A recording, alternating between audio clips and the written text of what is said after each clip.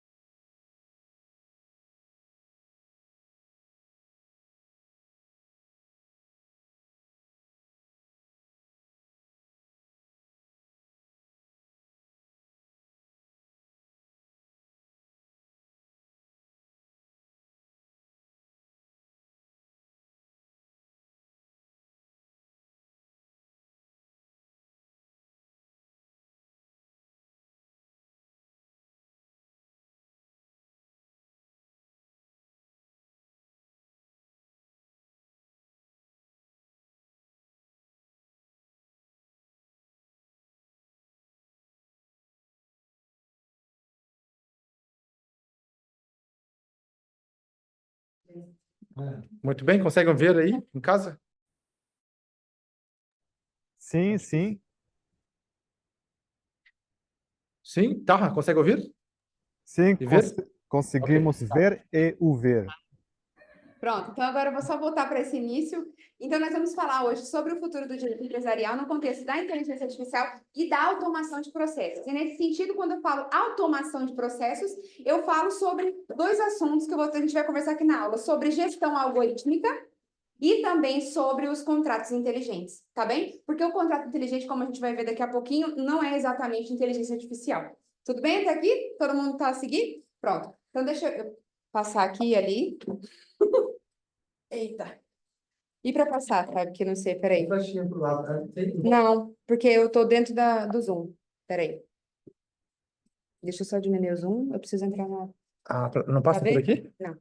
Não. É que não tem essa opção de passar? Isso eu nunca tinha feito, sabia? Pois. E se eu colocar isso aqui aí? Peraí. Aí, passou. Olha lá. Pode passar certinho? Põe isso Só daqui com a aqui, ó. setinha passa. Peraí. Olha aí, já passou. Aí não tem Tá USB, né? tá funcionando. Olha aí. Ok. Ótimo. Pronto. Só você Então, apertar o play. objetivo, como eu disse para vocês, é colocar o bichinho da inteligência artificial e essa nova visão da pesquisa científica nessa vertente da tecnologia, tá bem? Até porque hoje os estudos que nós temos no direito, eles estão mesmo nos primórdios, tá bem? Principalmente no que se trata de automação de decisões judiciais via inteligência artificial, a questão dos contratos inteligentes, a gente vai verificar hoje aqui no contexto português em que pé isso anda, mas são mesmo pesquisas ainda embrionárias.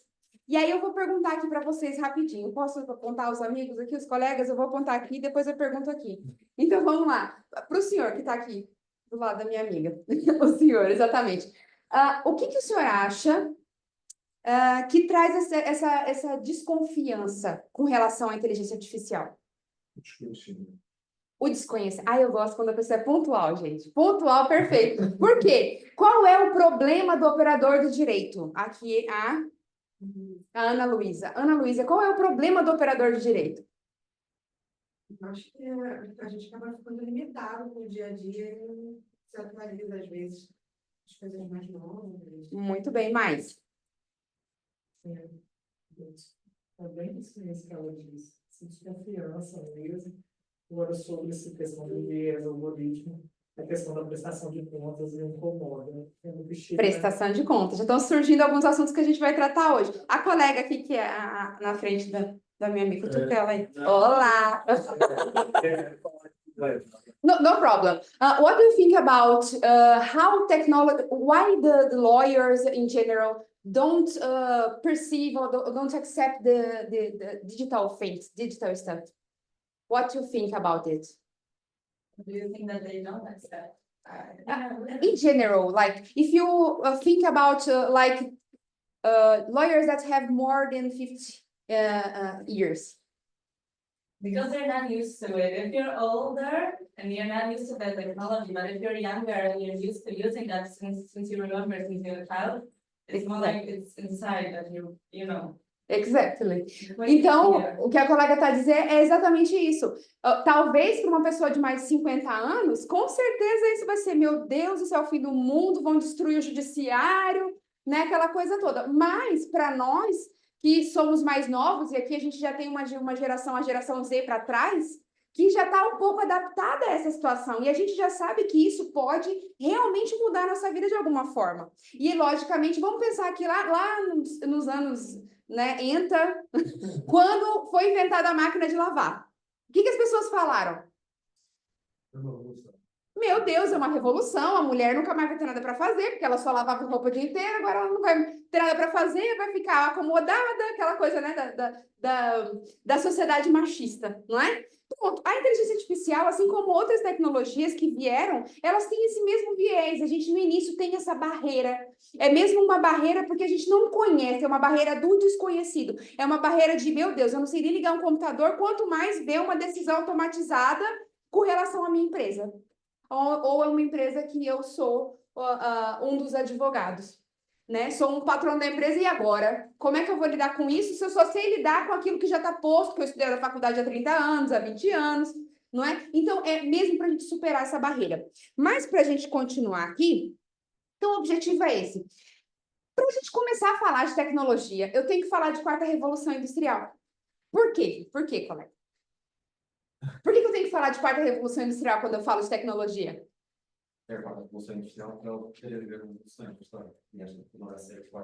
Sim, é a quarta. O que aconteceu na quarta de diferente? Ajuda o colega do lado. O digital.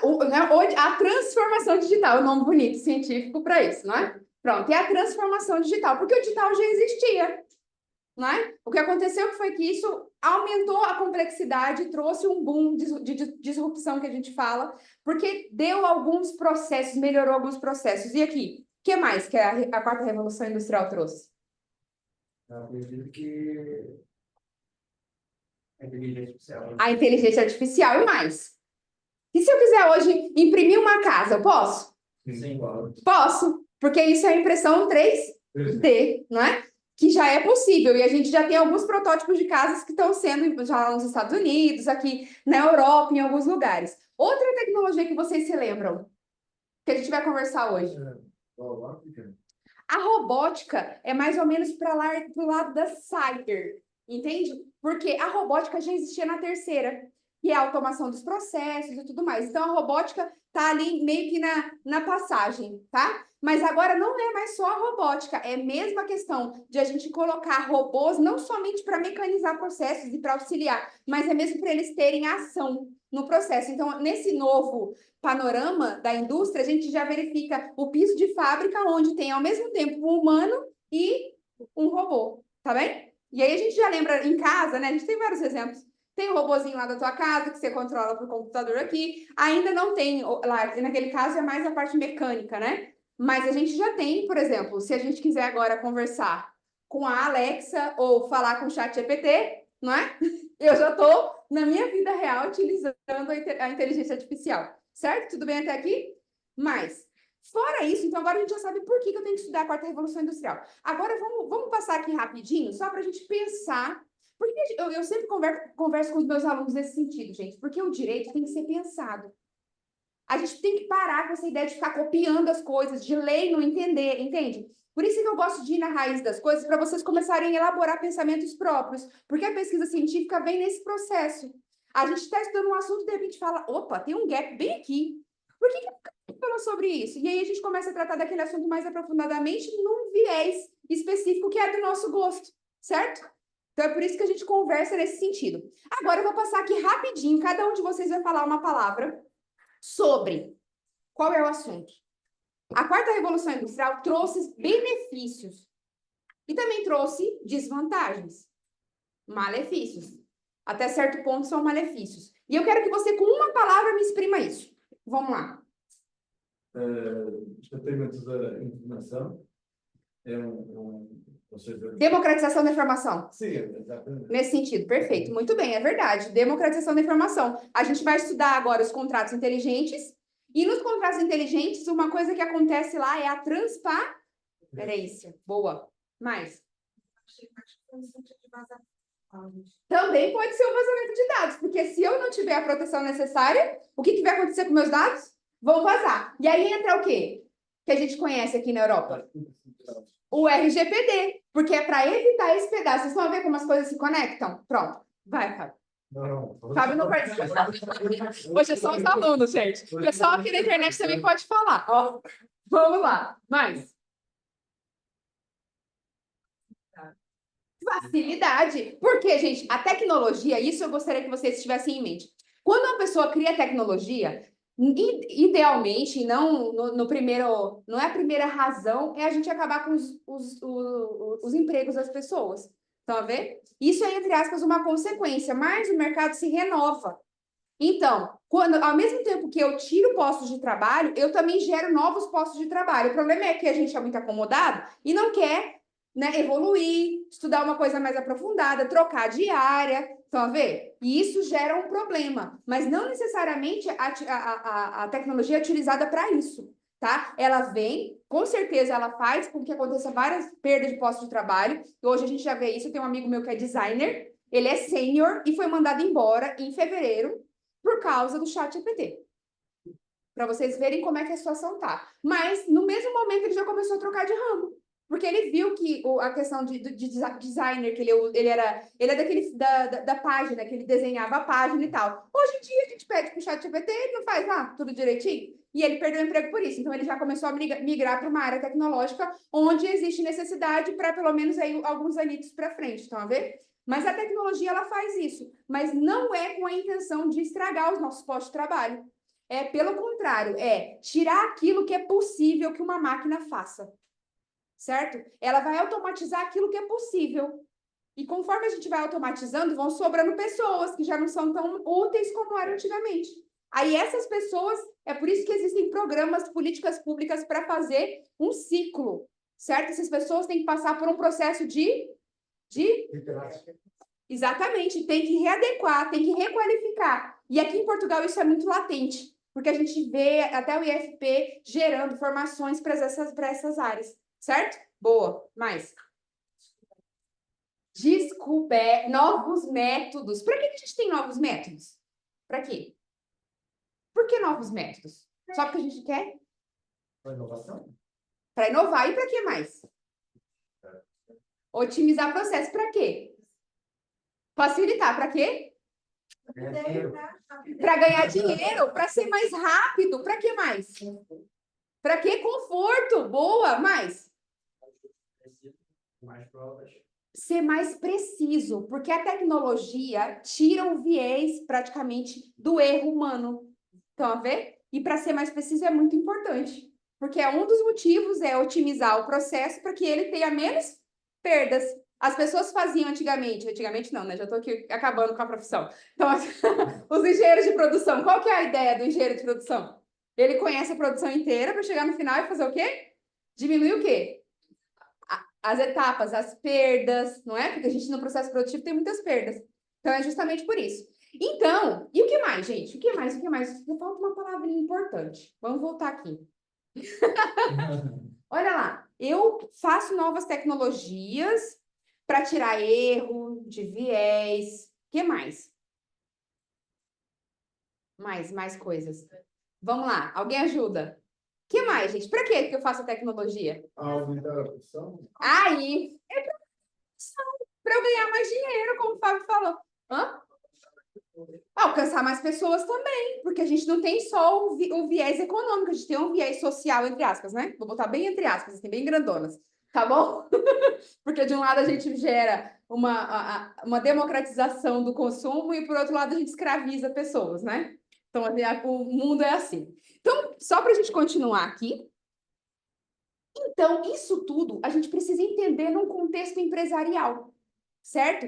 Por quê? O contexto da inteligência artificial não vai mudar só a escola do teu filho, nem do teu irmão, do seu sobrinho, do seu afilhado. Não é só isso, porque ela já impactou ali, não impactou? Concordam comigo?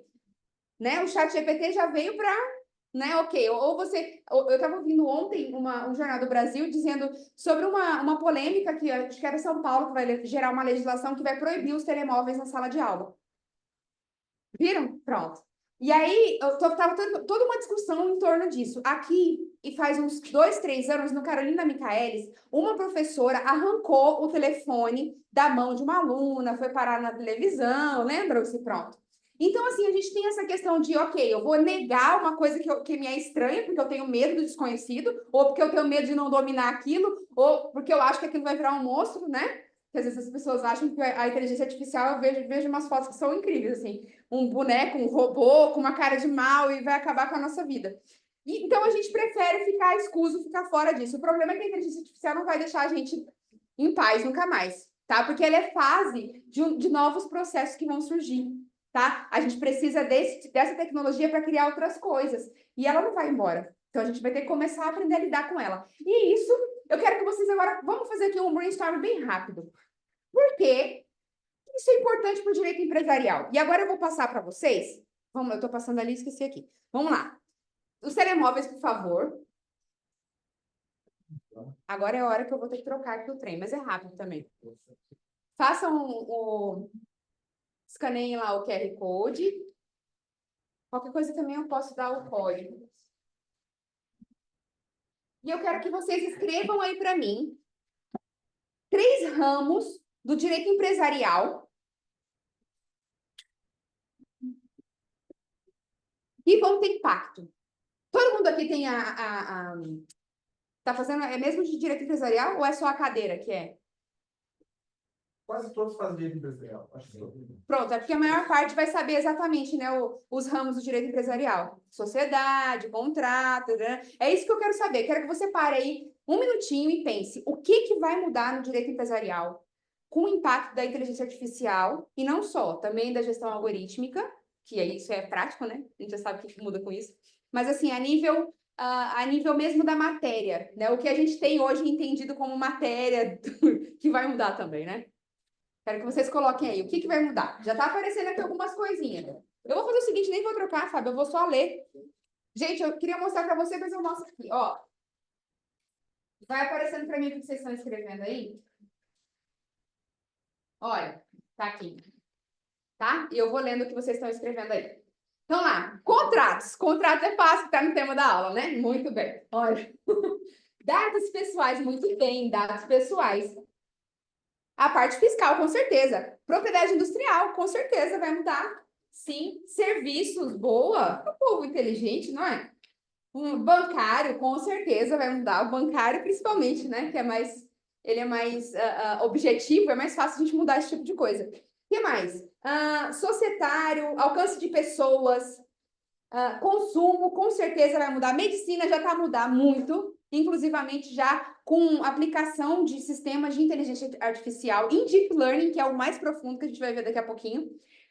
E isso está mesmo ajudando na questão do apoio ao médico. Chama sistemas de apoio à decisão, tá? Não é que a inteligência artificial vai tomar o lugar de ninguém. Ela, para já, né, a ideia é que ela seja mesmo algo que otimiza o processo, que faz ele ser mais rápido, mais bem instruído, mais detalhado, porque a nossa capacidade humana não tem como gerir, né, milhões de dados na cabeça, até porque a gente não tem essa quantidade de dados, mas o computador tem, não é? E hoje a gente usa o computador, que começou há muitos anos atrás, que alguém um dia falou que não ia prestar para nada, mas que hoje está nesse nível, certo? O que a gente tem que entender é, eu tenho uma máquina que está sobre o meu domínio, e que eu tenho que perceber o processo mais aprofundadamente, porque senão eu não consigo ir junto dele. Por exemplo, quando eu comecei a estudar as plataformas digitais de trabalho, eu precisei andar lá para trás e entender como é que funcionavam os sistemas. Porque até então os juristas todos falavam que o algoritmo era uma caixa preta. Fábio vai lembrar disso. Era assim, ó, você ia para um congresso, era caixa preta, caixa preta, caixa preta, ninguém sabe o que tem lá dentro, é caixa preta. E ficou bonito, o nome pegou. O problema é que aquilo não é uma caixa preta, porque alguém fez aquilo. Entende? Aquilo não surgiu do além. Então, o que a gente precisa perceber são essas nuances, mesmo a origem das coisas, e acompanhar essa origem. Por mais que nós não sejamos pessoas da engenharia, porque hoje a gente trabalha mesmo em equipas que são multidisciplinares, certo? A gente não vai trabalhar sozinho. Se eu vou trabalhar numa área de tecnologia, eu vou ter um engenheiro do meu lado, vou ter um programador, vocês estão a ver? Eu tenho uma amiga que trabalha na Noruega e ela trabalha com uma equipe multidisciplinar. Ela é do direito e ela trabalha só com gente de exatas. Então, ela explica o que ela quer e aí o pessoal faz para ela com a linguagem de programação. Tá vendo? E é bem assim que funcionam as coisas. As novas normativas, essas normativas da União Europeia que estão a sair, por exemplo, a diretiva para a melhoria do trabalho em plataformas digitais, o AI Act, que a gente vai estudar hoje, que é o regulamento para a inteligência artificial, também surgiram de estudos de equipas multidisciplinares, certo? Não é uma pessoa que vai lá, ou seja, nós do direito, a gente tem que saber minimamente as coisas para conseguir, porque nós sabemos a parte de políticas públicas, nós sabemos fazer leis, nós sabemos as necessidades das pessoas, a gente também se junta com um sociólogo, porque a gente não está lá sozinho, entende? E aí toda essa equipe vai gerir e vai gerar novas coisas, sim? E a gente faz parte desse processo, se a gente quiser fazer, tá bem? Sim? Pronto, mas o que tem aqui? Novos nichos, muito bem. Contrato bancário é bom, a gente vai falar daqui a pouquinho sobre isso. Olha, responsabilidade é importante. E nos veículos autônomos? Lembra a primeira discussão que surgiu foi essa, né? Quem vai ser o responsável se atropelar alguém, né? Vai ser quem fez o carro, não é assim? Ah, não, vai ser a empresa que está a utilizar o carro. Ah, não, vai ser uma responsabilidade solidária. Todo mundo paga, não é assim que a gente conversa? Tudo isso impacta na nossa vida, porque a gente tem um direito que foi foi muito bem construído para um tipo de relação. Só que hoje a gente está numa relação que é diferente, que é a relação digital. E a gente precisa que as coisas sejam ou tornadas novas, né? Serem feitos novos ordenamentos, ou que esses sejam adaptados, os que a gente conhece. Mas isso nem sempre vai acontecer, nem sempre vai ser possível. Tá bem? Até aqui? Vamos lá, então. E agora eu vou falar um pouquinho sobre gestão algorítmica, mas eu quero ajuda, né? Porque eu não faço nada sozinha, eu quero cabeças pensantes. Vamos lá. A minha amiga vai falar para mim, vamos lá. Gestão algorítmica, o que é isso? Nossa, você me amiga. Não, eu te amo, por isso que eu te pergunto. Ó. Eu não estudo gestão algorítmica. Não precisa estudar, a gente sabe isso no dia a dia, é só a gente olhar com atenção. O pessoal que está assistindo online, o que é gestão algorítmica? Vamos lá. É tentar entender como é que o algoritmo funciona. Ok, já falou um nome importante aí na situação, né? O algoritmo. Tem alguma coisa a ver com o algoritmo, com certeza. E aqui? Gerenciamento de dados. É um gerenciamento de dados, já tá mais ou menos. E aqui? Tá pensando? Vai. Quem não tá pensando que já sabe alguma coisa? É gestão. Então, é a utilização de todos É alguém que está tomando conta, não é? Isso, muito bem, que está direcionando o Existe processo. alguém por trás da ideia do algoritmo. Isso, é isso que eu quero. Gente, eu vou escrever aqui no quadro, eu espero que vocês consigam ver. Olha, vamos lá. Professor sem quadro não é professor, gente. Olha, então vamos lá. Gestão algorítmica. Eu vou botar aqui em inglês, que é o que a gente vê nos artigos. E isso aqui não está funcionando. Pronto. A gestão algorítmica. Minha letra é um garrancho, desculpa. Né? Não fui para medicina por pouco. Algorítmica. Pronto. É uma gestão baseada em algoritmo, certo? O que é algoritmo, professora? O algoritmo, e eu coloquei, não coloquei aqui nessa imagem. O algoritmo funciona assim, de uma forma bem grosseira para vocês perceberem. Para nunca mais vocês deixarem ninguém dizer que aquilo é uma caixa preta, tá bom? Foi o que o Fábio falou. Aquilo não surgiu do nada, não caiu, né? Não veio o Big Bang aqui, explodiu e falou: olha, isso aqui agora é um algoritmo, usem. Né? Ele anda sozinho, não anda, tá bom? Tem alguém que faz. Quem é que mexe nisso aqui, gente? Quero ouvir alto. Um programador. Vocês sabem mexer com linguagem? Nem eu, entendeu? Então, o programador vai estar lá desenhando isso. Essa gestão aqui, ela está aplicada no ambiente, certo? Quando vocês pensam, por exemplo, em plataforma digital de trabalho, Uber, para ficar mais fácil, né? Uber, Bolt, o povo aí da entrega ou do transporte de passageiros. Como é que funciona essa empresa? Tem uma plataforma eletrônica? Tem uma plataforma, boa. Tem gente, assim, você consegue vislumbrar, por exemplo, assim, um prédio da Uber cheio de gente saindo? Não. Eu vi, mas... Tem, mas é só... exatamente, eles fazem isso descentralizadamente, né? Então, o que eles fizeram? Qual que é o diferencial desse tipo de negócio? Via eletrônica, né? É via eletrônico. Eu tenho o quê? Uma plataforma que pode ser utilizada de qualquer lugar. Ou seja, ela é completamente descentralizada. Quem é o dono disso? É a respectiva empresa. Ou seja, nesse caso, vamos dar o exemplo da Uber, vai ser a Uber, certo? A Uber tem uma coisa que gere a empresa. Qual é essa coisa? Como é o nome da coisa? Software.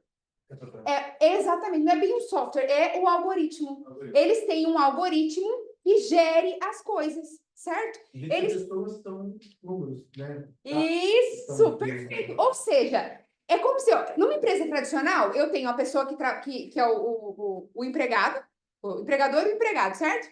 Tranquilo? Ok. Nesse caso, o que eles fizeram? Ok. O que gera gasto na empresa? Pessoas. O que eles fizeram? Pronto, agora a gente passou pelo Covid e as pessoas já estão melhores com relação à questão de aceitar a aceitação do digital. E aí, o que eu faço? Eu acho que eu posso abrir uma empresa que se autogerencia. Mas não é bem autogerenciar. Peraí, o que eu vou fazer? Eu vou pegar o algoritmo, vou trocar a cor da caneta, eu vou pegar o algoritmo, certo? E vou colocar dentro dele o que é para ele fazer. Vocês vão perceber?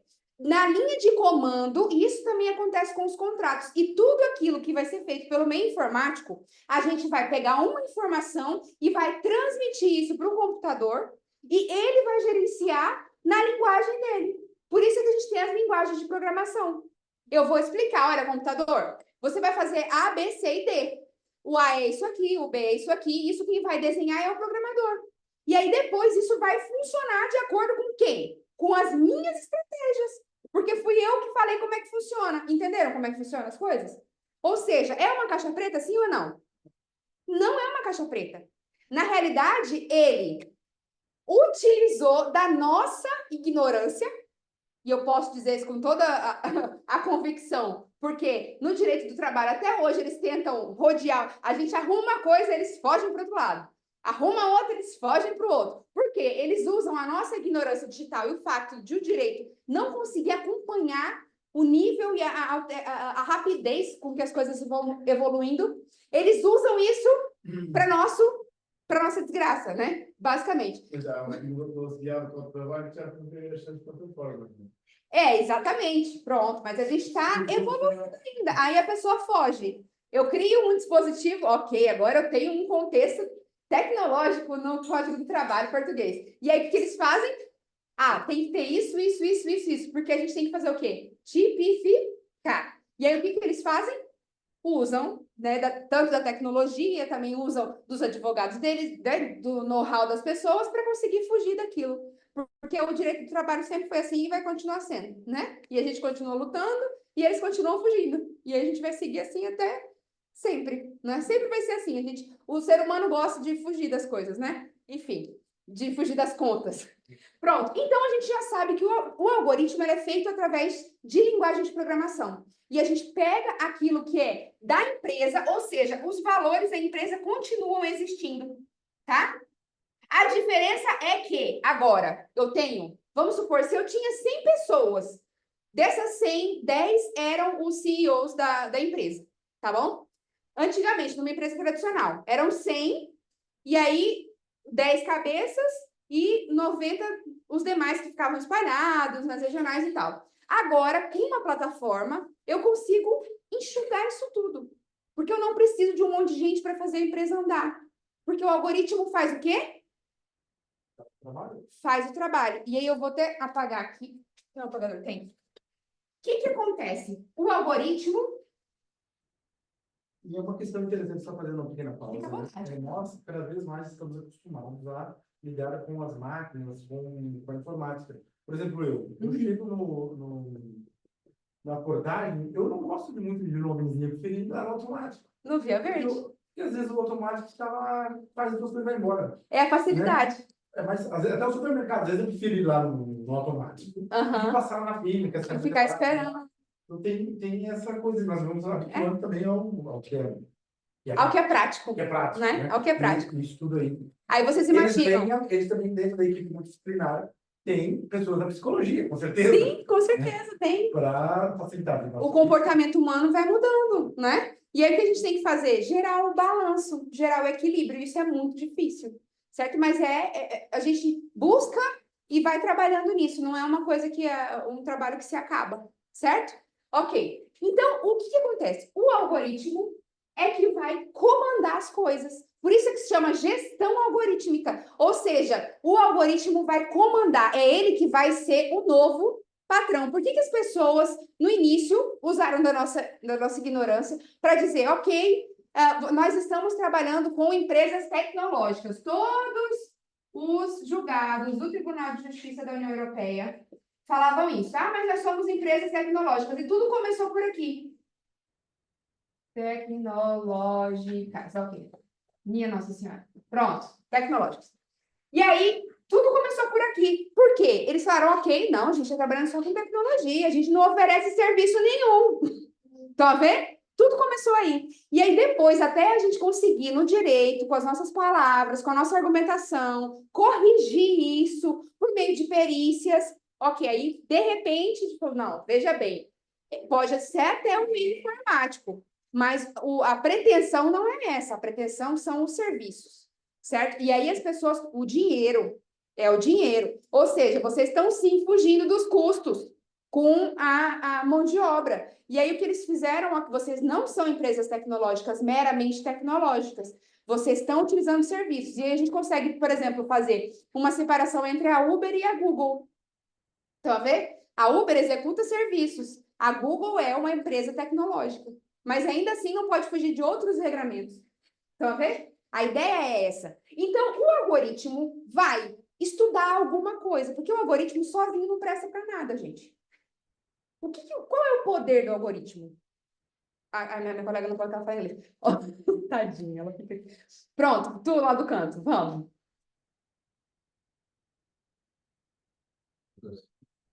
Anda, chuta! Por que o algoritmo, gente?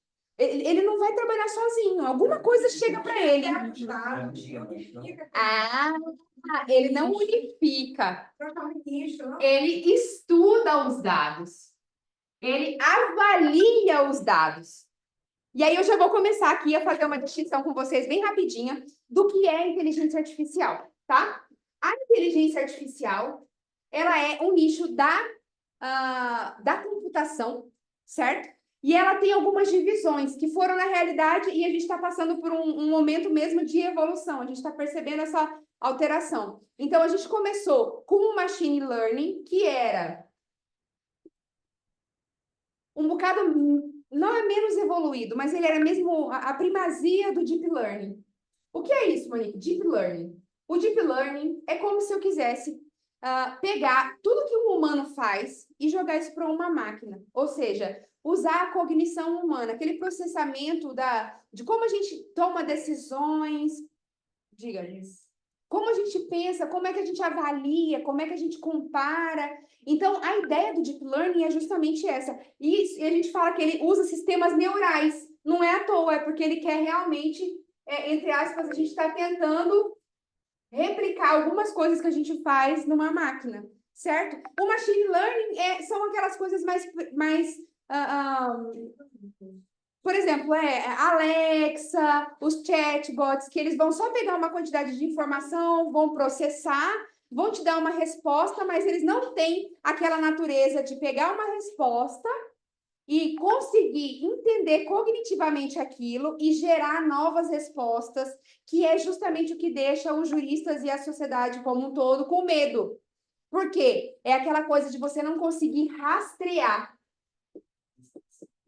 É porque não prestação de contas. A gente não consegue rastrear, ter a rastreabilidade do raciocínio. Então, pode acontecer que algumas decisões automatizadas, porque aqui ele já toma decisões sozinho, certo? E pode acontecer de que, como a rede dos algoritmos é muito complexa, a gente não consiga dizer, ok, ele decidiu A, porque eu expliquei para ele que A era tal coisa, B era tal coisa. Pode ser que naquela evolução do contato com os dados, ele crie outras saídas, é como se fossem outras linhas sinápticas do cérebro. E aí ele começa a tomar outras decisões, e que nem sempre vão ser rastreáveis. Sim, que agora, exato. Eles aplicaram a inteligência artificial, pediram para acionar os nossos dados, não foi isso? Pronto, no Brasil já cortaram logo de início, mas aquilo ali é para treinar a inteligência artificial, porque essa inteligência artificial é treinável, certo? E é a mesma coisa, aqui vem o ChatGPT. Ele é baseado em Deep Learning, tá bem? Conseguiram entender a questão da inteligência artificial? Porque isso aqui, às vezes, para o jurista fica meio complexo, né? A gente lê as coisas e não percebe nada. É importante a gente saber isso daqui, para depois saber os sistemas que vão sair disso, que outras coisas vão surgir a partir dessas bases, e é importante a gente saber a diferença. Agora, já entrando mais, vocês já perceberam o que é a gestão algorítmica, certo? Sim? Agora, vamos olhar lá para o quadro, rapidinho? Desculpa, eu não entendi. Tem Diga. alguma diferença entre o algoritmo e a inteligência artificial? Tem. São nomes. A inteligência artificial ela é baseada em algoritmos. Esses algoritmos podem ser tanto de machine learning ou deep learning, depende da tecnologia, certo? O algoritmo está dentro da inteligência artificial, sempre. Tá bem? Agora eu já vou fazer uma diferença com o blockchain. O blockchain é inteligência artificial, gente? Sim ou não? Blockchain? Blockchain. Blockchain. Peraí, que eu tenho que saber o pessoal ver. Ixi, peraí. É blockchain, assim, ó. Blockchain, Chain. Chain. Isso, de cadeia, boa. O que vocês acham? Tem inteligência artificial? Não? Mais? Quem acha que não, levanta a mão. Essa mão de vocês está muito baixa. O que é isso? Não comeram não para vir para cá? Tá, é uma tecnologia das criptomoedas. Não foi ainda, né? Vamos já chegar lá, então. Pronto, já vamos ficar aqui com a resposta da colega que ela falou que não. Você acha que é? Tem aqui o sim e o não ao meio. A gente já vai ver. Então, o que acontece? Para a gente terminar a gestão algorítmica. A gestão algorítmica, então, é justamente a gente pegar uma empresa, o ideal de uma empresa que era tradicional, e colocar para ela ser gerenciada automaticamente, que não é automaticamente, porque a gente sabe que todo o viés, o acompanhamento do que acontece é feito pelos donos da empresa. O algoritmo surge de uma necessidade da empresa gerir negócios, certo? Por meio de plataformas ou para melhorar processos, entende? Mas aquilo ali não desvincula isso à empresa. A empresa com certeza está ali, porque alguém pagou para fazer o algoritmo. Por exemplo, o algoritmo da Uber, que é, né, uma das coisas mais chatinhas, da Google, que são caríssimos, Deus me livre, vale muito, muito, muito dinheiro. Aquilo ali, alguém criou e alguém mantém, porque aquilo é que faz o sistema rodar, certo? Vocês conseguem imaginar um empresário que não cuida do que ele se propôs, do que ele investiu? Conseguem ver esse empresário? Nem eu. Porque não existe um empresário que não cuide do ramo dele para que aquilo seja aprimorado. E é exatamente isso a ideia do algoritmo. Ele é sempre aprimorado. Tá? Tanto é que, por exemplo, o Uber, no início, os preços eles eram estagnados. A gente tinha um valor de acordo com a quilometragem, né, com a distância e o tempo. Depois, com o tempo, eles começaram a mudar o negócio, mas mudar dentro do algoritmo. Ou seja, as pessoas já não recebiam coisas assim que eram, vamos dizer que eram perceptíveis, de você olhar e falar, não, eu fiz tantos quilômetros, por que eu estou ganhando esse valor só? Aí começou a surgir o conceito de preços dinâmicos, que eles incutiram no algoritmo, só que a pessoa, o trabalhador, não tem domínio sobre isso. Entende? E aí a gente fica o quê? A gente já sabe que é importante rastrear. Eu fico sem o quê? Fica o quê? Fala alto. Fica sem prestação de contas. Eu fico o quê? Cego. Eu fico sem Interação. Sem informação. É por isso que veio depois também o nosso AI Act para falar justamente sobre isso. Por que a gente precisa... uma das coisas que a gente pede para transparência, accountability. Estão a ver? Por quê? Porque a gente não sabe nada do que tem lá dentro. E eles podem mudar quando eles quiserem, porque eles são os donos. Estão a ver? Diga lá. Aí, por exemplo, lá no Brasil, que a gente tende a querer criar um sistema em que decide para o juiz. Aí a gente cria um sistema em que a gente alimenta uma máquina com os nossos vieses, com os nossos preconceitos. A máquina funciona com deep learning. E aí acontece a aprovação de determinadas decisões, as quais a gente não consegue ter transparência. Aí eu vou dizer para vocês. Porque o primeiro comportamento... Lógico, já várias vezes, exatamente. Tem caso já. Mas o que acontece é que a primeira preocupação de nós, que somos juristas, e também as pessoas, não tanto os programadores, porque eu acho que eles são mais programação e, né, alguém tem que fazer isso por eles. Mas a ideia, e hoje o que a gente verifica para não ter esse erro de viés, né, da discriminação algorítmica, é ter, e a gente vai ver isso também no AI Act que aparece lá, que os dados colocados no sistema têm que ter alta qualidade. Porque isso faz toda a diferença. E também, isso já é uma outra matéria, mas só para exato, só para a gente esclarecer aqui a questão, falando para o pessoal aqui de casa, que ele perguntou aqui sobre a questão, mas e se eu tiver dados que foram colocados no algoritmo com erros de viés da pessoa que criou, ou conscientes ou inconscientes, porque pode ser das duas formas. Exato. E aí, no final, eu gerei uma discriminação algorítmica que não foi nem proposital, ou que pode ter sido proposital, e aí coloco dentro de um sistema de deep learning e vai ficar uma coisa que eu não sei nem controlar. Exatamente. É por isso que a gente tem que ter responsabilidade em cima dos algoritmos que a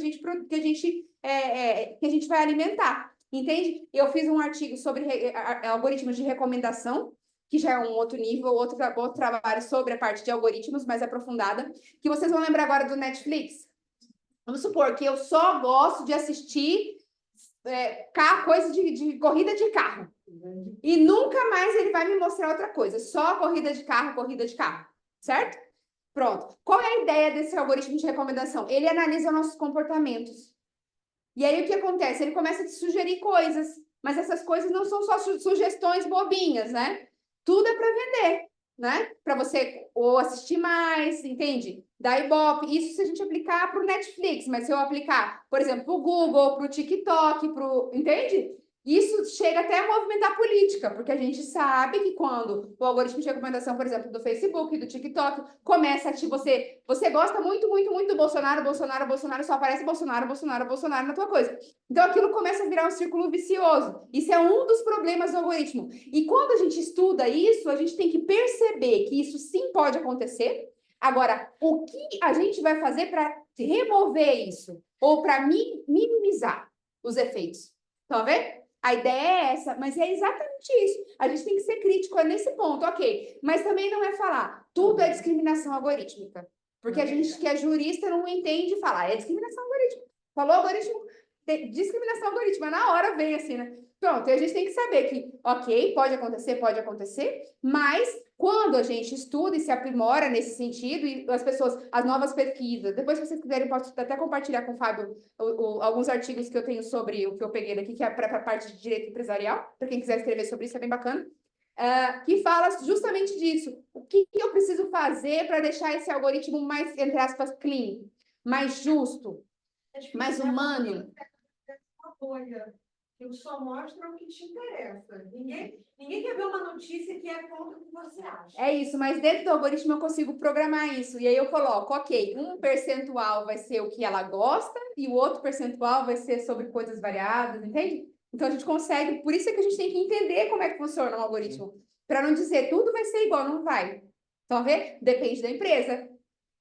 Certo? E por isso é que é importante a gente ter o quê? Você acabou de falar, transparência. Porque se eu souber como é que a empresa funciona, eu posso cobrar a empresa e falar, empresa, que negócio é esse de que agora está tudo cíclico? Eu só vejo um tipo de informação. Diga lá. Que são todos fechados hoje em dia. Todos os valores que a gente usa. Porque as pessoas... Isso que eu gosto. Gente, a melhor coisa na face da Terra, e Fábio vai concordar comigo, é gente que pensa. É sério, que a gente não tem cérebro só para ficar na cabeça guardado, né? Porque a gente tem que raciocinar. É exatamente isso. Pergunta mais alto para o pessoal que eu vi. Eu perguntei? Vai lá, você concluiu. É por isso... Eles são fechados. Aí tem grandes argumentos que o Google, o YouTube, todos eles ficam falando, não, não posso abrir porque meu concorrente vai me quebrar. Exato, porque a gente tem ali uma briga entre propriedade intelectual e... Estão a ver como é que as coisas são complexas? 30 mil direitos de uma pessoa, né? Que foram destruídos já agora. Exatamente. É isso. E é isso que a gente tem que ter em conta. Quando a gente vai escrever sobre alguma coisa, a gente vê todos esses lados e fala, olha, mas eu tenho... Logicamente, a empresa não vai entregar o segredo. A Coca-Cola não vai sair distribuindo para todo mundo a receita, que senão ela, né? O mercado vai se acabar um dia. Então, o que acontece? É justamente isso. E a Uber, no início, ela fez isso também e vai continuar a fazer. Ok, é o meu segredo industrial, problema de vocês. O problema é que a gente tem que entender esse processo para, ok, tudo bem, eu entendo que isso realmente é propriedade intelectual, mas quando se tratar dos assuntos, e a gente já vai perceber isso muito melhor, vai fixar muito melhor quando vê o regulamento da inteligência artificial, ele fala sobre isso. É exatamente a sua conclusão. Que é, ok, tem alguns domínios que você não pode explicar, fazer como você quer. Certo? Por exemplo, na Uber, eles têm que dar algumas informações que são relacionadas aos trabalhadores. Quais são as que eles coletam? Eles não podem coletar nenhum tipo de... por meio de sensores, de qualquer coisa que seja física, que tem a ver com a capacidade mental, ou porque a pessoa está nervosa, estressada, dos trabalhadores. Isso eles não podem coletar. As biometrias. As biometrias também, que a gente vai ver aqui no AI Act, também fala sobre isso, que a gente não pode, é um dos quesitos que não podem ser analisados por dados, pela inteligência artificial. Estão a ver? Então, a gente vai, ok, a inteligência artificial é boa? É. É importante? É. Reduz custo? Reduz. Para a empresa é bom? É bom. Mas, nesse assunto, vocês têm limite. Isso é uma coisa que está em construção. E cabe também a gente participar desse processo. Certo? Pronto, só para a gente não demorar demais. Então, a gente já falou tudo sobre gestão algorítmica. A gente já falou que são... Tá vendo? Meus alunos são maravilhosos. Os do Fábio também. Ó, bom. Então, mas isso aí, isso se inclui na eleição do Brasil, a eleição eletrônica? Não, na urna não necessariamente, porque até então a urna não tem inteligência artificial. A urna já é outros 500. São outros problemas desse aí, que já são antigos. O Brasil é o único país que se usa o voto digital. Mas isso é uma coisa boa. É uma coisa boa até certo ponto, né? O problema não é nem esse, assim, são outros problemas. Não, mas existe transparência depois. Existe. É forte pra cá. É forte, pode é. lá, fazer tudo por É. trás, então, Eu prefiro não comentar porque depois fica gravado, né? Pronto. Você autorizou. Exato, tá? Então, mas pronto, tem outros problemas ali no meio, mas não tem nada a ver com inteligência artificial pra já não. Tá bom? Pode ser que tenha, mas agora ainda não tem. Mas, então a gente já sabe, olha lá, que é para reduzir custos, ou seja, eu pego e coloco uma empresa num novo tipo de gestão orientado pela inteligência artificial por meio dos algoritmos que vai tomar as decisões. Agora, olha, vamos lá, tem uma pergunta agora que é bem lógica. O que é melhor? Um gestor humano não é melhor, é o que gera menos prejuízo, mais lucro, que tem maior rapidez, né? Tudo isso. Uma pessoa está gerenciando que precisa dormir, precisa comer, precisa estar de bom humor, precisa estudar. Ou o computador que recebe os dados e vai decidir tudo objetivamente, com uma capacidade que a gente não tem, não vai ter. Mesmo que a gente use todo o nosso cérebro, não vai conseguir chegar no nível da complexidade das informações que são colocadas. Porque vocês imaginam, ó, a gente esqueceu de falar uma coisa, do Big Data. Lembra do que a gente falou da quarta revolução industrial? O Big Data está dentro disso. Eu vou só fazer aqui um adendo rapidinho, desculpa, pessoal, que eu também não falei isso antes. O Big Data, ele é o quê? É uma quantidade de dados gigantesca que a gente não tinha processamento para eles. Ou seja, o meu relógio está mandando sinais para o meu telemóvel, certo? Na minha casa, eu tenho, sei lá, um frigorífico que tem contato com a internet, eu tenho a minha air fryer que tem contato com a internet. Vocês estão a ver? A quantidade... Agora, você imagina isso, sou eu, né? Poucas coisas da minha casa. Agora, imagina todo mundo ligado ao mesmo tempo na nuvem. A quantidade de dados que isso sobe. Vocês estão conseguindo enxergar isso? E aí, essa quantidade de dados que precisam de um processamento, um refinamento, para que ele seja orientado, porque nem todo dado que chega, isso a gente vê com a pessoa da programação, nem todo dado que entra, ele é necessário, ele é importante para você gerar uma resposta, uma solução ou não. Estão a ver? Então, por isso que a gente precisa de dados de qualidade e dados que têm a ver com o que eu quero decidir. Então, o que acontece com o Big Data é que eu tenho uma quantidade enorme de dados circulando, que servem para várias coisas, mas que precisam de um processamento específico. E que a gente está no processo mesmo de criação de condições para poder processar esses dados, certo? E o que acontece? O algoritmo, ele pega isso, fala, vem cá, Big Data, né? Vamos aqui conversar. E aí ele vai juntando dado, organizando, tudo isso junto. Esse é o processamento do algoritmo. E ele fala, ok, sei lá, vou falar agora de uma frota da Uber. Eu tenho tantos motoristas na rua, eu tenho tanto de demanda, o preço agora não tem, eu estou precisando de mais gente na rua, vou aumentar o preço, vou pagar mais para que eu tenha mais pessoas a trabalhar para poder suprir, mas isso tudo em tempo real. Conseguem ver isso? É assim que o algoritmo funciona. É a tempo real. Vamos supor que vocês estão num piso de fábrica, certo? E tem lá as máquinas todas a funcionar.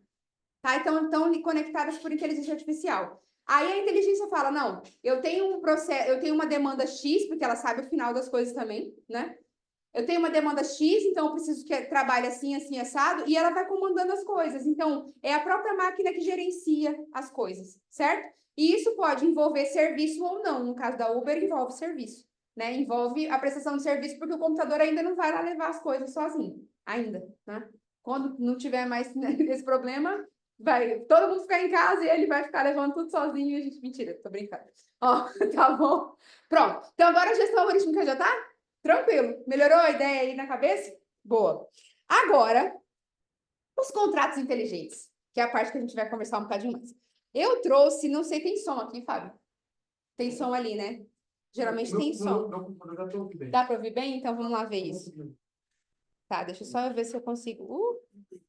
Não tá passar. Ih, ele não tá achando. Tá, mas ele era para estar aqui assim, ó. Ele não Deixa eu tá. ver. Calma aí. É antes? Será que não? Faz pelo aqui. teu. Faz o meu, né? É. Eu vou colocar 2 videozinhos para vocês entenderem o que é exatamente, porque a gente, às vezes, falando não é a mesma percepção, tá bom? São curtinhos, assim, é bem prático. Vamos lá ver. Eu espero que o som saia. Vamos fazer. Eu não sei se... A gente vai já descobrir.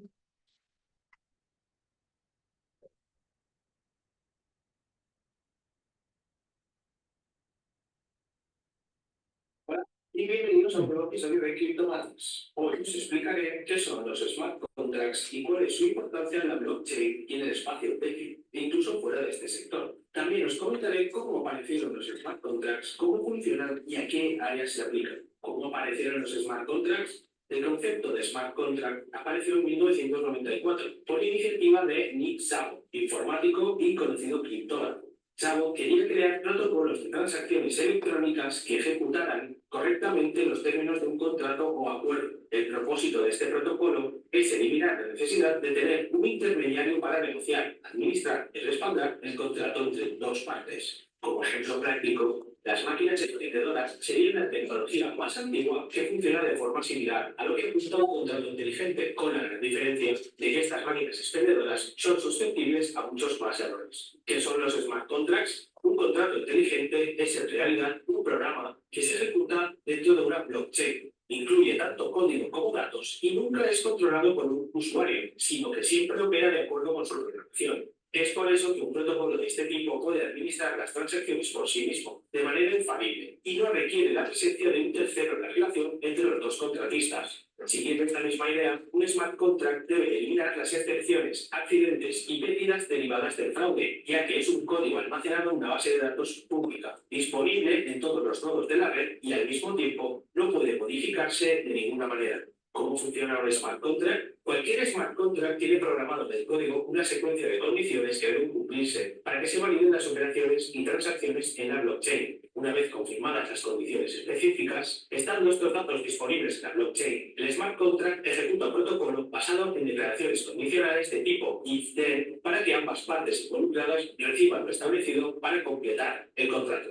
¿Cuáles son las ventajas de los smart contracts? Estos son, en resumen, los beneficios más notables. Precisión.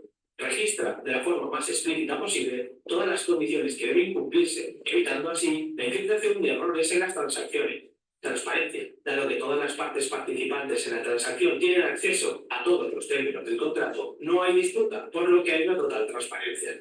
Rapidez. Basado en un código, la velocidad de transacción de los smart contracts es alta, ahorrando así el equivalente a horas de procesamiento tradicional en el caso de un contrato clásico. Seguridad. Actualmente, los smart contracts utilizan el nivel más alto de cifrado de datos disponible, lo que significa que el nivel de protección ofrecido también es uno de los más seguros del momento. Eficiencia. Al combinar la velocidad de ejecución con la precisión, resulta que las transacciones siempre se realizan sin bloqueos o interrupciones, lo que hace que todo el proceso sea lo más eficiente posible. Nivel de autonomía y confianza. Al no estar influenciados por factores externos, los contratos inteligentes generan confianza absoluta a nivel de ejecución. Una vez programado, el protocolo no ofrece posibilidad de manipulación o error. Costes asequibles. Al eliminar intermediarios, se reducen los costes de implementación, sobre todo porque un contrato inteligente no implica la necesidad de abogados, testigos u otros terceros que serían específicos para un contrato clásico. ¿Cuáles son las blockchains más importantes que utilizan smart contracts? Ethereum. A través de Ethereum Virtual Machine, EVM, la plataforma ejecuta scripts utilizando una red internacional de validación de nodos públicos. La comunidad que rodea el proyecto se considera la comunidad blockchain más grande y activa del mundo, que reúne a desarrolladores de dApps o de Core Protocol, empresas centradas en la minería de criptomonedas e incluso inversores privados. Cardano.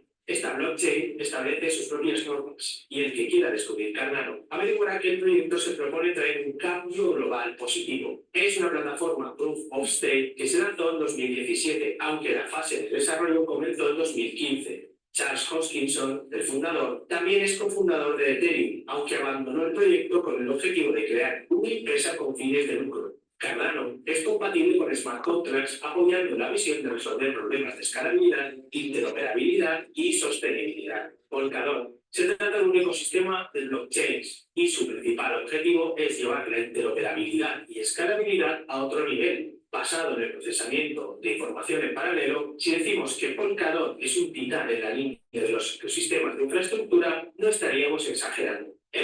Elrond, com sua própria blockchain, se propõe como... Vai falar agora de outros tipos.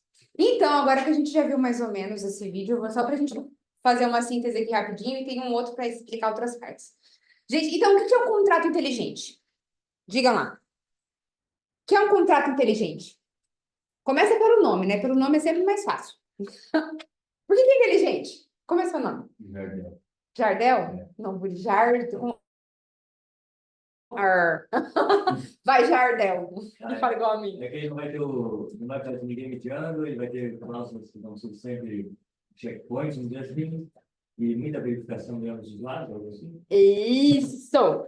O que acontece? Vamos lá. O contrato inteligente, o que ele faz? Inteligente porque ele faz sozinho. Ele é auto-executável. Tá vendo? E a gente viu ali que ele se opera por meio de uma tecnologia. E a tecnologia se chama blockchain. Agora a gente vai responder para o colega. Então, o blockchain, ele serve para quê, gente? É uma tecnologia que é como o colega falou, todo mundo vê. Porque é como ela é feita. Como é que funciona? Não sei, alguém entende o que é blockchain aqui? Não? Vamos entender agora. Olha, então assim, eu tenho várias caixinhas de informação. O que acontece é que eu pego uma informação, uma programação, o que eu quiser, o conteúdo do meu contrato da minha empresa, ou eu vou vender a minha casa, certo? E aí, só que eu quero vender a minha casa por meio de um contrato inteligente. O que vai acontecer é que eu quero vender a minha casa, eu vou anunciar na plataforma para aquele pessoal que está dentro da criptomoeda, e ele vai falar, ok, eu quero comprar. E aí o que vai acontecer é que a gente vai fazer o exchange, né? Vai trocar o que a gente quer. Ele vai me dar dinheiro e eu vou dar a casa. Entende? Os documentos da casa e tudo mais. E aí o que acontece é, ok, eu tenho a demanda, a gente vai entrar num acordo, eu quero vender a casa por tanto, fulano quer comprar por tanto, a gente vai dou ok daqui desse lado, porque você tem que lembrar que eu estou na rede de internet, tem que existir rede de internet, senão não tem contrato inteligente, isso é importante, tá? E aí, eu, ok, de um lado vou falar, eu quero vender, e o outro vai falar, eu quero comprar, e ele vai mandar o dinheiro, e o blockchain vai fazer tudo sozinho. O processo já está lá dentro da programação, entende? E aí, o que vai acontecer? É que depois que eu receber o pagamento, o contrato se encerra. Porque a programação que fica aqui dentro da caixinha, ela é exata. Nunca muda. E é interessante... Imutável, isso é em relação importante. à conservatória. Isso é bem interessante. Por exemplo, aqui em Portugal ainda não foi regulado essa parte das conservatórias, mas no Brasil já foi. No Brasil, as conservatórias brasileiras conseguem que o contrato seja válido porque ela também está dentro do programa. Ela tem, de alguma forma, ela tem uma validação. Porque se isso por causa da assinatura. Se você não validar o contrato, aqui é inválido. Depende de uma validação para a escritura pública. Um contrato tem que ter válido, tem que ter um cara, tem que ter vários outros documentos, a habilitação da casa, outras coisas. Mas isso, a própria conservatória no Brasil, ele já tem a tecnologia ligada e consegue operar. Para cobrar as taxas dele. Sim, normal. O conservador também quer ganhar seu dinheiro, né? Sim, sim. É uma indústria, né? Ele entra nesse caminho. E é bem interessante, porque começou em 2017, 2018, mais ou menos, as primeiras, e aí começaram muitas conservatórias lá já têm a tecnologia para isso. Não é todas, né? Mas várias já tem. Sim. E é uma coisa que só vai crescer, gente, porque é mais um processo que foi automatizado, entendem? E a gente tira um monte de erro. Aquele processo chato de vai documento, volta documento, tá errado, busca documento, isso se acaba. Isso fica muito mais rápido, é o que ele estava explicando no vídeo. É que a gente tem primeiro, redução de custo. O que a gente busca no início é sempre isso. O resto vem junto, né? Mas a gente quer reduzir o custo. E vai reduzir, nesse caso aí, o custo o advogado não vai precisar. Não vai precisar de advogado. Exato. Já não é bom para nós. Não é bom para nós. Mas... claro, vamos ter que... Mas vai precisar de outras pessoas com outras habilidades. Um advogado especializado que, para o meu cliente, não vai fazer um negócio no blockchain nas cegas. Vai estar um advogado. Exato. Pelo menos para o advogado intermediário. Né? Não, e outra, vamos supor aqui, vamos já pensar, eu gosto porque a gente já vai para o mais profundo. Ó. Então, olha aqui, pensando nessa ideia que o Fábio deu. A gente vai, ok, eu vou comprar uma casa por meio do blockchain. Lógico que uma pessoa normal não vai fazer isso sozinha. Certo? Por mais confiança que exista no sistema e tudo mais, vai contratar um advogado para ser consultor. Agora, vamos supor que exista um erro, e é sobre isso que a gente vai falar daqui a pouquinho, já adiantando. Exista um vício na programação. Vocês vão deixar? Tá tudo bem? Eu vou perder meu dinheiro? Tá tudo sossegado. Mas ele diz que não pode mudar. Exato, mas aí o que vai Que, acontecer? na verdade, não pode mudar, vai ter que fazer um novo. Isso! Aí vai entrar o quê? O Fábio com o processo, que vai fazer aquilo invalidar, gerar um outro, estão a ver? Então, nada se destrói assim, entende? E é por isso que a gente tem que entender o processo. Porque não é simples assim. Ok, pode acontecer, é difícil do blockchain conter erro e tudo mais, é difícil. Entende? Mas se conter um erro, não dá para arrumar. Tem que fazer um novo. Vamos só fazer essa pequena explicação. Acho que eu expliquei bem, importante. porque o blockchain são nós em blocos, né? Para você fazer o processamento de dados aqui, os mineradores processam dados para uma operação. E depois ele precisa de ter a verificação de outros mineradores que vão ver os códigos-fontes, vão ver os códigos... Tem lá umas linguagens típicas para isso. Isso. E aí, quando ele faz esse nó, ele abre, portanto, para o próximo nó. Então, esse nó já foi verificado, o anterior já foi, o próximo já vai ser verificado. Então, toda essa cadeia de nós é uma verificação por outros mineradores dentro do mundo da informática, da computação. Exato. Não tem como errar. Nessa parte da formação do contrato, não tem como errar. Porque pode ter uma informação no contrato que não foi feita. Colocada errada, ou quer alterar. Ou seja, já entram algumas questões, por exemplo, na alteração dos contratos. Hoje, num contrato normal, a gente pode fazer alteração. E como é que vai ser isso? Faz a minuta. Faz a minuta, não é? Faz um adendo. E como é que faz adendo no blockchain? Não faz. Não tem como fazer. Aí, o que vai acontecer? Vai ter que vir a expertise de várias pessoas e dizer, olha, mas a gente tem essa solução aqui. Por quê? Uma hora, agora não tanto, gente, lá no Brasil a gente já tem isso para o caso das conservatórias, mas cada nicho vai precisar de uma solução diferente. E aí entra a nossa expertise, a expertise dos programadores e falar, não, ok, a gente consegue fazer isso se por acaso der errado. A gente vai ter que invalidar um blockchain e gerar um outro, estão a ver? Vai ter que gerar soluções. Mas e é esse que é o processo.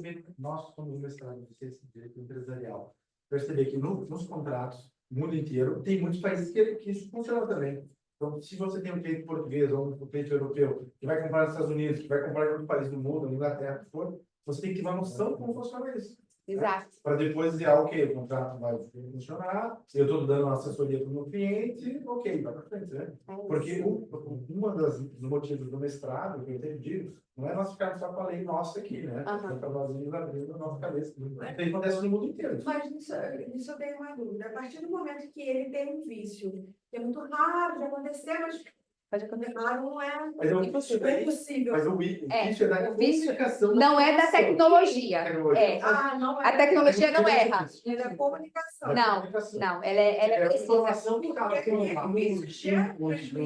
Aí entra a responsabilidade, sim, que também é um problema. É isso que eu queria trazer para essa aula. É a questão de, ok, eu tenho uma coisa nova surgindo e a gente vou já dar continuidade aqui para a gente pegar juntar esses nozinhos, porque é exatamente isso. E aí? E se tiver um vício? Mas e a responsabilidade é de quem? É isso que a gente está estudando hoje no direito. Porque até fazer um outro novo, aquilo ocorreu um prejuízo. E alguém vai ter que pagar por aquele prejuízo. E aí? É assim que a gente pensa. E fala, ok, mas se tem esse tipo de... pode ter essa consequência ou aquela outra, quem é que vai... E aí a gente vai gerar uma regulação em cima disso. Tá vendo? É exatamente isso. É isso que eu queria despertar. Já cumpri meu objetivo, posso ir embora. Ó. Como o Fábio, só para lembrar aqui da questão da cadeia, né? A informação é assim, ó. Aqui no primeiro bloquinho eu tenho informação 1. E depois aqui nesse ele pega a informação anterior mais a dele. E isso vai gerando uma cadeia. Então, esse daqui tem informação desse. Tá vendo? E isso aqui é distribuído na rede. A informação não fica, vamos pensar assim, no servidor. Servidor da Google. A gente já sabe que a Google também não tem servidores só num sítio só, né? Mas vamos supor que a Google tivesse tudo no sítio só. Certo? Se acontecer qualquer tragédia, acabou-se a Google, não é? O blockchain foi pensado nisso. Ele falou, ok, eu vou descentralizar a informação. Então, a gente tem partes da informação em vários lugares. Então, aquela informação não pode ser destruída. Entende? É para garantir mesmo a fidelidade do sistema. É uma no mundo informático que há mais confiabilidade no sistema blockchain. Exatamente. Exatamente. Criptomoeda, porque é... Segurança. Exatamente. Agora, no nosso dia a dia, a gente pensa como nós vamos usar isso. Aqui no dia a dia nós não usamos, mas em grandes contratos, no comércio internacional, que há compras com criptomoedas, ou até mesmo aqui no caso de compra e venda de uma casa, etc. Isso aí já vai ser... Não vai demorar muito, Pode gente. começar agora com o regulamento da inteligência artificial, já pode trazer mais segurança para esses contratos. Sim, quer dizer, eles já estão abrindo para coisas novas, né?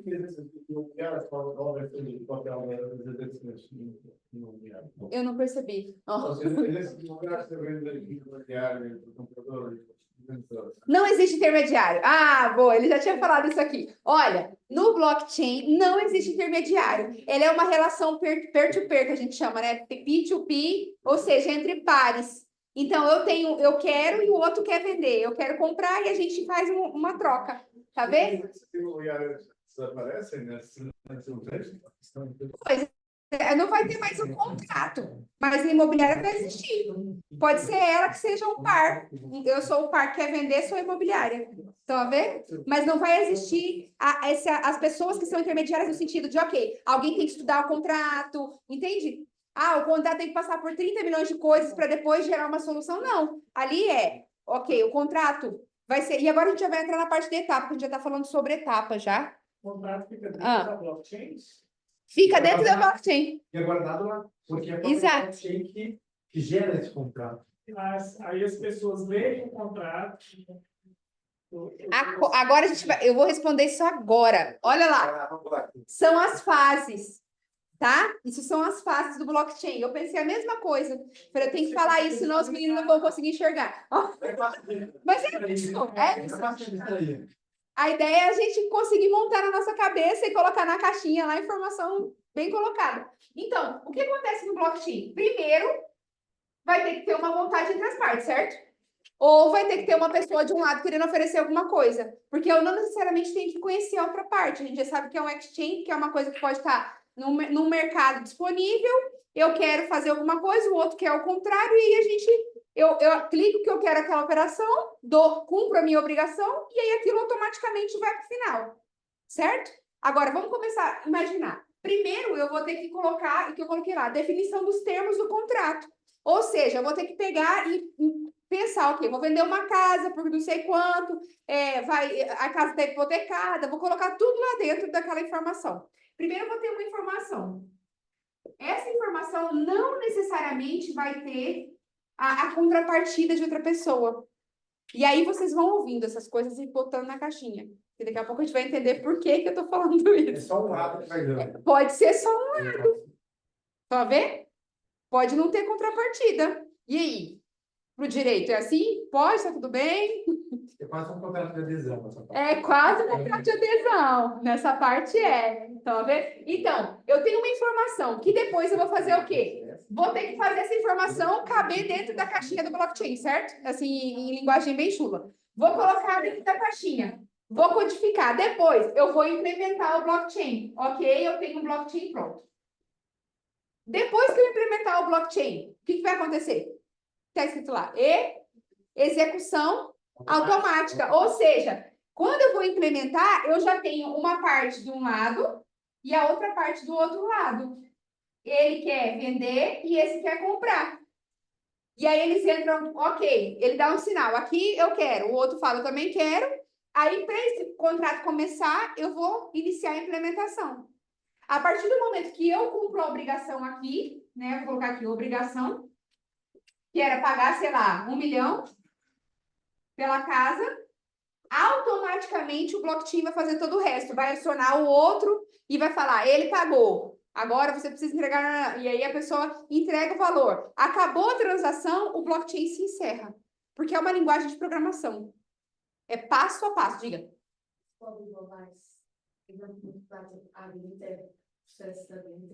Da Vinted? Por quê? Em que sentido? Contrato da compra e venda também. Educação da peça. Não, porque a gente precisa da tecnologia. Eu preciso, para eu falar em blockchain, em contrato inteligente, eu preciso ter o blockchain. Nesse caso, é mesmo oferta e procura, é igualzinho a demanda da Uber. É mesmo a questão de encontrar. Porque depois é feito um contratinho lá, que é o de adesão simples, estão a ver? E não é colocado na criptomoeda, não é colocado na blockchain, não é espalhado pelo mundo inteiro, entende? Não tem esses requisitos da tecnologia. É só por isso, mas a ideia é. Entendeu? A ideia é simples, tá? Outra coisa que é importante saber do blockchain, quando um altera qualquer coisa do código, todo mundo fica sabendo. Tá vendo? Então, tem a rastreabilidade. Por isso é que o pessoal tem confiança nele, porque realmente... A informação parece logo. Rapidinho, ó, alterou o código tal, não sei o que. Eles vão olhar e vão negar aquela transação, porque precisa ter também o aval das pessoas que estão envolvidas. A validação dos tal mineradores. São os outros que estão a trabalhar com vários computadores, com muita potência, e eles ganham dinheiro por esse trabalho de dados. Minerar dados. Por isso que tem muitos mineradores que compram aparelhinhos e vão morar em países aí que a energia é barata, porque gasta muita energia, processamento de dados para fazer os cálculos. E aí existem os ambientalistas que são contra o blockchain, que desgasta muita energia, vai gastar muita coisa do meio ambiente, etc. Existe muita coisa por trás disso. E nós vamos ter que uma picareta. Então é uma picareta informática. Porque isso é um ouro, é como se fosse um ouro tecnológico, que vale dinheiro. Porque eles fazem os cálculos, para você fazer o contrato, existem vários cálculos alfanuméricos ali, né? E esse cálculo é feito por um processamento de dados. E o processamento de dados é feito por mineradores, informáticos, mineradores que ficam lá controlando os sistemas todos. Mas eles têm que seguir toda uma lógica do código-fonte, etc. Então, vários mineradores, um valida o outro, né? Dentro do blockchain. É muito seguro, tem uma coisa muito segura por trás. Só que o mais interessante do blockchain ele é finito, ele é igual o ouro, né? Ele chega numa hora que ele acaba, ele tem um número X que ele não vai passar daquilo. Então, por ele vai entrar em escassez, por isso que os mineradores vão ganhar muito dinheiro no futuro, porque eles vão ter essa capacidade de ter partes do blockchain total, né? Isso é mesmo como minerador. Não isso chamava minerador. Por isso que teve as criptomoedas e a casal tanto. No passado, a gente gastou mais energia com isso do que a União Europeia inteira. Sério? Sim. A União Europeia inteira, com tudo, a gente aqui, se negasse mais dinheiro com processamento. Com processamento de dados do que a gente com energia. Essa eu não sabia, não. Não, que a tese de doutoramento dela ganhou a melhor tese lá do lado, era uma proposta de implementar o blockchain para os processos judiciais, para controlar provas judiciais. Era a Ana Isa Dias Meirelles. Legal. Boa. Sim, a gente também tem o blockchain. Eu fui num congresso que eu estava falando sobre chatbots para auxiliar na questão. Vamos supor que olhando por um lado, a plataforma tem os algoritmos de recomendação, ela manda em tudo, né? E aí eu pensei numa tecnologia que seria a contrapartida, que seria a voz, entre aspas, e o apoio do trabalhador. E aí eu falei dos chatbots versus algoritmos de recomendação. E tinha uma colega lá que falou do mesmo tema que eu, também sobre as plataformas digitais de trabalho, e ela falou sobre o blockchain, a implementação do blockchain e do chatbot para os trabalhadores de plataforma. Ou seja, o blockchain pode ser aplicado a vários nichos, gente.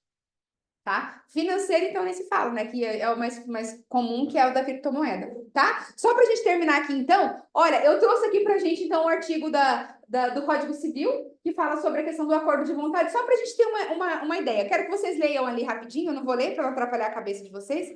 Leiam, e agora, baseado em tudo que a gente conversou, vocês acham que é possível ter um contrato inteligente aqui em Portugal? Por aquela norma ali do 232, não é fácil ter, não, né? Um adendo bem grande. Um adendo. Pois. O contrato não fica concluído enquanto as partes não houverem acordado todas as cláusulas. De uma forma, for bem esclarecida, olha, né? Você está de acordo com todas as cláusulas? Eu acho que assim... Aí a gente já viu que pode ser feito de uma parte só. E aí? Não precisa necessariamente da outra parte, da vontade da outra parte. Pode ser que sim, ou pode ser que não. Cru, mas o contrato sempre tem outra parte no blockchain. Sim, mas vamos supor, se eu quero só oferecer um serviço, depois eu gero o código, a outra pessoa só aceita, e aí? Você precisa ser Ela aceitou, tem a força de vontade, né? Boa, boa. É verdade. Esse que ela aceita, já tá valendo. Isso. A questão é, se você abusar, aí é uma coisa que eu falo na aula da tua boa-fé, né? Se você chegar e colocar cláusulas que vai contra as cláusulas da boa-fé, são proibidas. Aí sim você já está fazendo um contrato que seria invalidado. Agora vamos pensar outra coisa. Essas coisas que não tão de boa-fé. Como é que a gente vai provar isso em juízo? Vai ser mais complicado. Por quê? Vai estar onde isso? É porque mas aí é outra questão. Quando você faz o contrato de blockchain, eles te dão uma cópia. Eu não sei a questão operacional. Eu imagino que dê a cópia, porque eu acredito que fica tudo salvo, lá. Não, fica salvo na base de eu sei que fica salvo, é isso. Mas deve emitir uma cópia daqui para você poder olhar. Sim. Acho que fica lá, a informação fica, isso eu sei. Agora, se tem um PDF, aquilo eu acho que eu sei. Tem? Você já viu um contrato? Você vai retirar o número que vai ser representado daquela transação, esse número vai significar um arquivo. Esse arquivo vai conter o que foi feito. Mas você consegue tirar um documento e ver o que está escrito? Se for, por exemplo, quando compra Bitcoin ou vai nas fotos Bit da vida, vai receber um número, né? Aí com esse número você consegue ir atrás e procurar realmente o que é lá. Boa. Não, se for com isso, o juiz vai poder julgar. Agora ele vai ter muito problema de jurisdição, daí já é outra história, né? Porque essas empresas estão espalhadas no mundo inteiro, o cliente é português, a empresa que está fazendo. Exato, na parte processual. Blockchain, porque tem um blockchain também. E como o blockchain não é assinado pela parte compradora... Ele é assinado porque a pessoa dá o aval de que ela concorda. Porque senão ele não funciona. Eu estou te falando, se antes dela assinar, é possível alterar? Não pode alterar, porque é uma linha de código. Criou, acabou. É imutável. Não tem como alterar. Isso. Também é inseguro se alterar. É isso. E ele é tipo uma impressão digital. Se for maior que... Se for alterado, não tem como. Isso dá para fazer com foto. Isso mais para frente vai acontecer. Se tiver uma foto, eu editei, fiz um deepfake teu. Se não tiver com aquele mesmo número que a primeira tinha, tudo o resto é desconsiderado. Isso vale para qualquer transação financeira ou qualquer coisa que gerar lá dentro sai.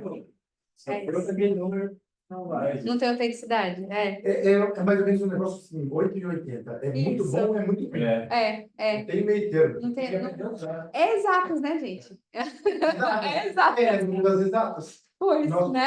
É o que o pessoal fala. E pensa assim, ó. Por exemplo, se a gente pensar nas plataformas de trabalho, quando eles estão lá a trabalhar e tal, o algoritmo de recomendação não tem dó se a pessoa tá doente, entende? Ela não tem a parte humana.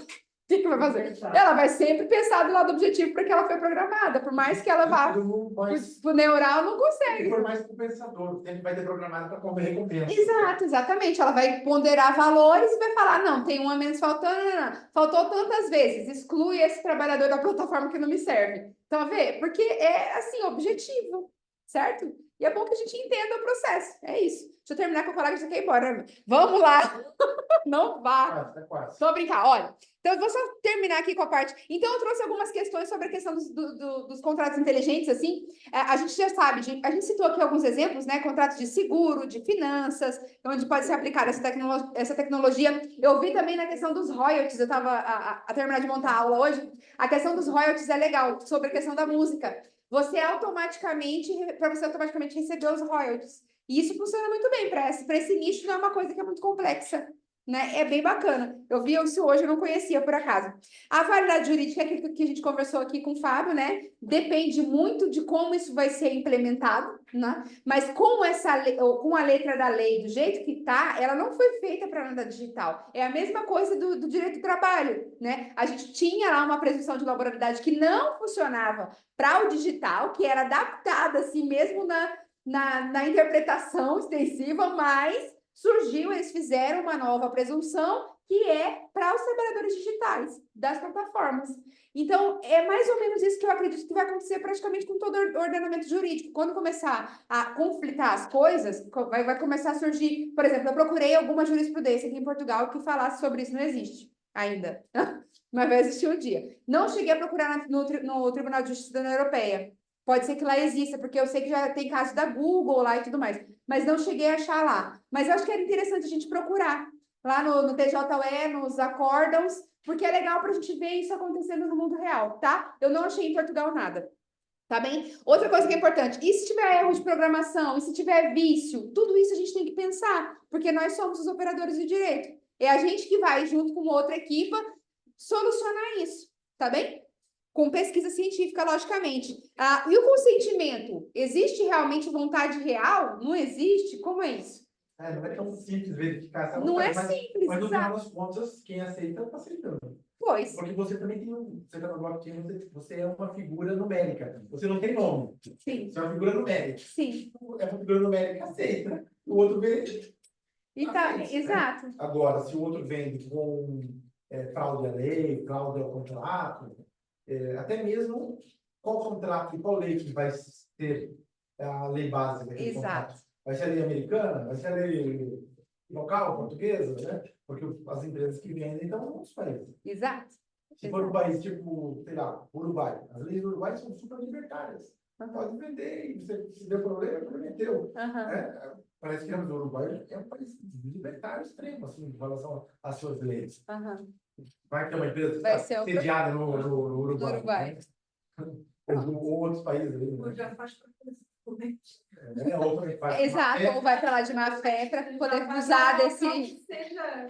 Né? Que ele possa tudo. A opinião é que não tem como nós falarmos que não queremos mais entrar nesse mundo, porque o mundo ele é um mundo do capital. O capitalismo cresce de uma forma muito vertiginosa e o capitalismo ele trabalha sem fronteira. Não existe fronteira no capitalismo.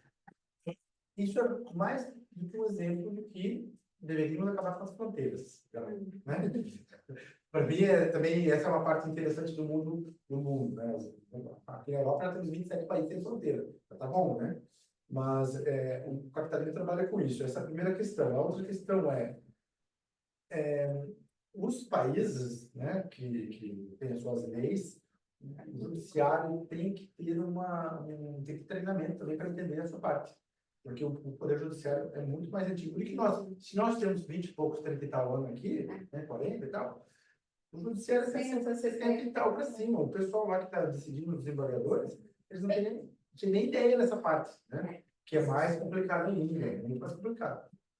Agora mesmo, não sei se vocês estão acompanhando aí no Direito do Trabalho, o Tribunal da o Tribunal da Relação de Guimarães, deu várias sentenças sobre a questão das plataformas dos trabalhadores, né? A favor do trabalhador. Sim, né? E já está servindo de exemplo no Tribunal de Guimarães para Portugal inteiro, com relação ao trabalho do Uber, né? Dos entregadores.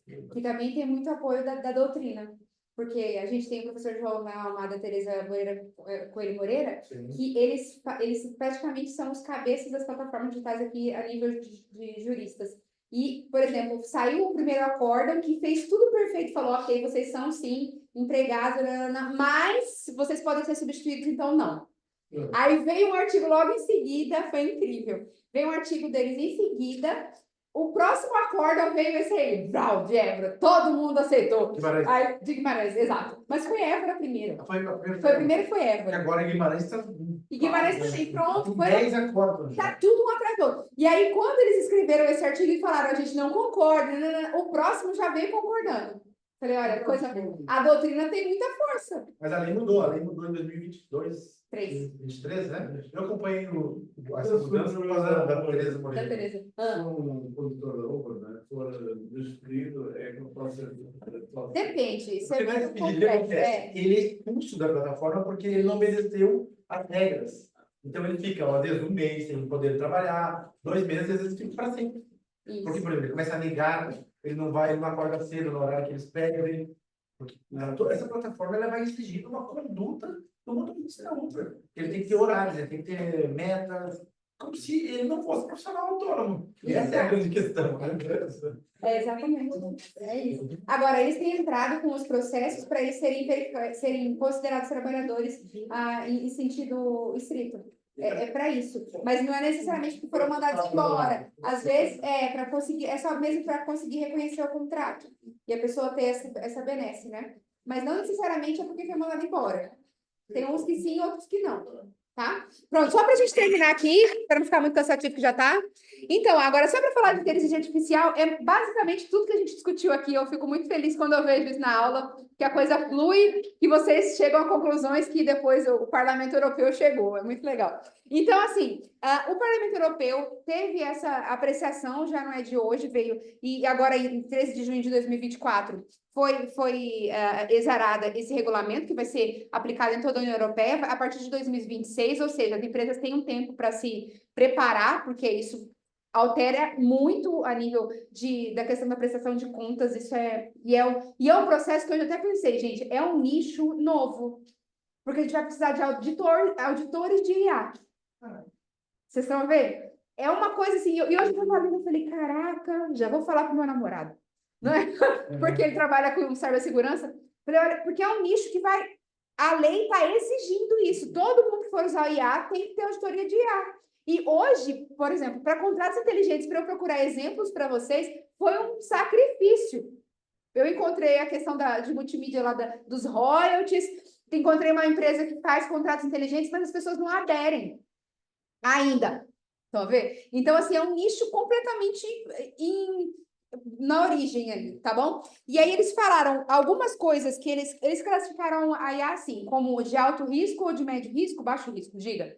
A utilização de uma IA de alto risco ou de baixo risco, considerando a classificação da União Europeia, vai impactar na responsabilidade civil? Lógico, sim, porque a de alto risco, isso depois vai entrar na questão da multa também.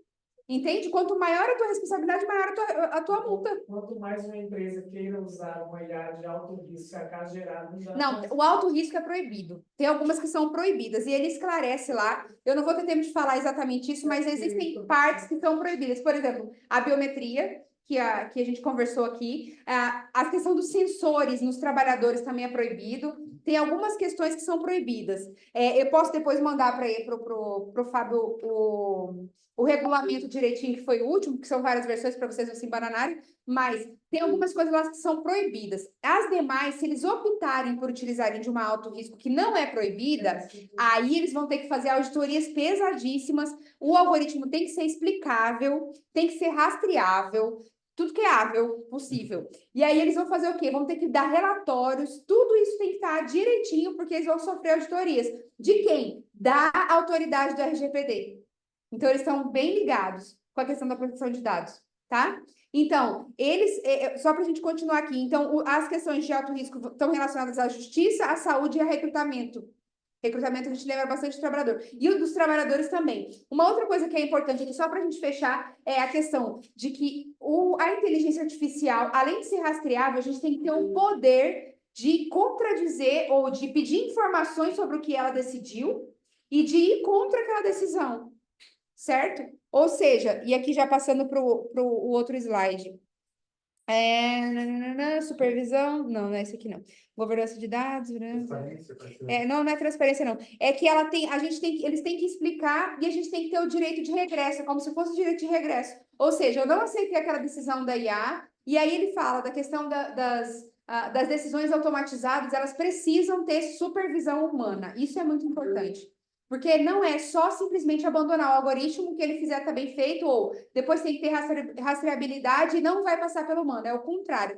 A União Europeia tem esse ideal de que a gente precisa ter, no final do processo, a supervisão humana, certo? Para poder averiguar esses novos caminhos, tá? E, inclusivamente, quando a gente gera o algoritmo, por mais que ele tenha essa liberdade da questão da rede neural, também tem que ser uma coisa, assim, mensurável, entende? Não pode simplesmente se perder lá. Por isso é que ele fala da questão da transparência, da rastreabilidade, da confiança. Tá bem? Pronto, gente. Era isso. Olha, diga. Obrigado. Obrigada a vocês. Depois, eu coloquei aqui um QR Code com as minhas mídias sociais, LinkedIn, whatever, e vocês podem, se precisar. Isso. Muito obrigada, gente. Gente, agradecemos aqui a presença da professora Monique, quero agradecer também os que estão em casa por assistirem a aula.